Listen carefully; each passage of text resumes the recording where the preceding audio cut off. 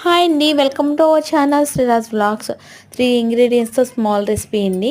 ఇలా 2 గిన్నెలు తీసుకుని 2 కప్స్ పాలు, దాంట్లో 2 కప్స్ పాలు, దాంట్లో 5 టేబుల్ స్పూన్ కార్న్ఫ్లోర్, దాంట్లో ఇంకో దాంట్లో కూడా 5 table spoon cornflour, 5 table spoon sugar, దాంట్లో 5 టేబుల్ స్పూన్ షుగర్, ఇంకో దాంట్లో 2 స్పూన్స్ కోకో పౌడర్ ఈ విధంగా వేసుకొని 2 మిక్స్ చేసుకోవాలండి.